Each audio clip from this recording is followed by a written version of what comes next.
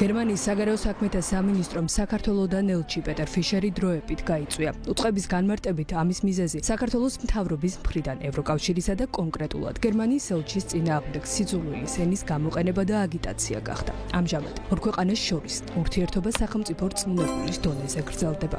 ექსპერტების შეფასებით ფორმალურად ელჩის კონსულტაციებისთვის გაწვევა დიპლომატიური ურთიერთობის გაწყვეტას არ ნიშნავს, თუმცა ეს არის მკაფიო პოლიტიკური სიგნალი, რომელიც მიუთითებს, რომ თბილისსა და ბერლინის შორის ურთიერთობა კრიზისულ ფაზაში შევიდა. ეს არის ძალიან სამწუხარო ქვეყნისთვის, ძალიან სერიოზული მძიმე უკან გადადგმული ნაბიჯი, რეალურად რაც გამოიწვია ქართული ოცნების დამოკიდებულებამ საერთაშორისო პარტნიორების მიმართ, მათი პერმანენტული ყოველდღიური თავდასხმები ჩვენს პარტნიორი ქვეყნების ელჩებზე საბოლოო ჯამში აისახა ამ უმძიმეს ნაბიჯში და გადაწყვეტილებაში. ძალიან მკაცრად გააფრთხილა საქართველო, რომ ისინი უკიდურესად ნეგატიურად აღიქვავენ იმ დინამიკას, რომელსაც ადგილი აქვს საქართველოში, იმ რიტორიკას, რომელიც არის გერმანიის ელჩის წინააღმდეგ და ზოგადად იმ პროცესებს, რასაც ადგილი აქვს ჩვენ ქვეყანაში. ეს იყო უკიდურესად მაღალი, ასე ვთქვათ, გაფრთხილება, ძალიან მაღალი ხარისხის გაფრთხილება. ელჩის გაწვევა ნიშნავს იმას, რომ რეალურად გერმანია დაბალ დონეზე წევს დიპლომატიურ ურთიერთობებს საქართველოსთან და ვიდრე გერმანიის მთავრობა და კონკრეტულად საგარეო საქმეთა სამინისტრო არ ჩათვლის იმას, რომ მომწიფთა პირობები საქართველოში იმისთვის, რომ დაბრუნდეს ელჩი და აღდგეს ურთიერთობები ელჩების დონეზე, ჩვენ ელჩი გერმანიის საქართველოში არ გვეყოლება. აქედან გამომდინარე ყველა შედეგით, მათ შორის ეს აისახება, რა თქმა უნდა, იმ დახმარების პროგრამებზე, რომელსაც უწევდა აქამდე გერმანია საქართველოს. დიპლომატიური თვალსაზრისით ელჩის გაწვევა შეიძლება გახდეს წინაპირობა უფრო მკაცრი ნაბიჯებისთვის დაწყებული პოლიტიკური დიალოგის შეზღუდვიდან გაგრძელებული ორმხრივი ვიზიტების, საგანმანათლებლო თუ ეკონომიკური თანამშრომლობის დროებითი შეჩერებით. ეს უკანასკნელი განსაკუთრებით მტკივნეული საკითხია, ვინაიდან საქართველოს ერთ-ერთ უმსხვილეს დონორზე ვსაუბრობთ. ბოლო 30 წლის განმავლობაში გერმანიამ საქართველოს მხოლოდ ფინანსური დახმარების სახით 1,5 მილიარდ ევროზე მეტი გამოუყო და არაერთი საკვანძო მნიშვნელობის პროექტი დააფინანსა. დიპლომატების თქმით, ქვეყანას შორის ურთიერთობის ამ დონემდე გაუარესებამ შეიძლება მნიშვნელოვნად შეამციროს ან სრულად შეაჩეროს ის პროგრამები, რომლებსაც ევროპის გამწევი ძალა საქართველოს ეკონომიკის მხარდასაჭერად ახორციელებს.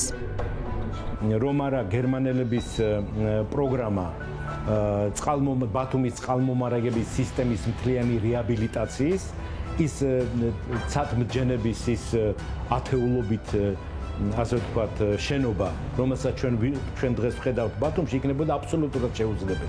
იმიტომ რომ ამ პროგრამის განხორციელებამდე მესამე სართულზე მაღლა წყალი ვერ ადიოდა ბათუმში. ასეთი პროგრამები, რა თქმა უნდა, შეწყდება, მოხდება მათი გადამისამართება, პირველ რიგში ეს მოხდება უკრაინაზე, მოლდოვაზე და სომხეთზე.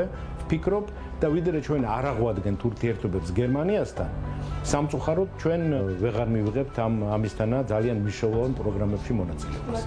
ელჩის თუნდაც დროებითი გაწვევის პრეცედენტი ზეგავლენას ახდენს საინვესტიციო გარემოსიც. სპეციალისტების შეფასებით, საერთაშორისო განსაკუთრებით კი დასავლელი ინვესტორებისთვის ეს არის მკაფიო სიგნალი, რომ საქართველოში პოლიტიკური ვითარება არაპროგნოზირებადია, ხოლო ხელისუფლების რიტორიკა დასავლელ პარტნიორებთან კონფლიქტში მოდის. ეს გარემოება ქვეყნის საინვესტიციო რისკს ზრდის და ინვესტორებს აიძულებს საქართველოში დაგეგმილ პროექტებს გადახედონ.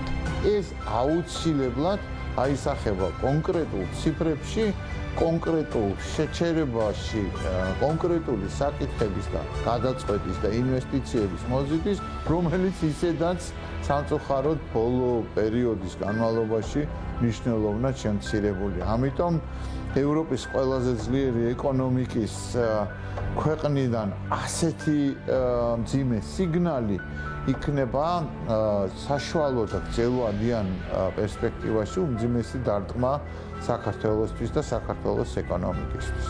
უმაღლესი დიპლომატიური რანგის წარმომადგენლის არ ყოფნა ქვეყანაში რასაკვირველი ხელს შეუწყობს ეკონომიკური და ბიზნეს ურთიერთობების განვითარებას, აღარ იქნება უკვე ოფიციალური ხმა, ხო არა, ელჩი არის რეალურად ყველაზე მაღალი რანგის დიპლომატი, რომელიც თავის ქვეყანას წარდგეს, მაგრამ ამავე დროს არის ოფიციალურად საკუთარი პრეზიდენტის მიერ წარგზავნილი ადამიანი ადამიანი, რომელსაც ეს ქვეყანა, ამ ქვეყნის პრეზიდენტი ეს ქვეყანა უცხადებს სრულ ნდობას.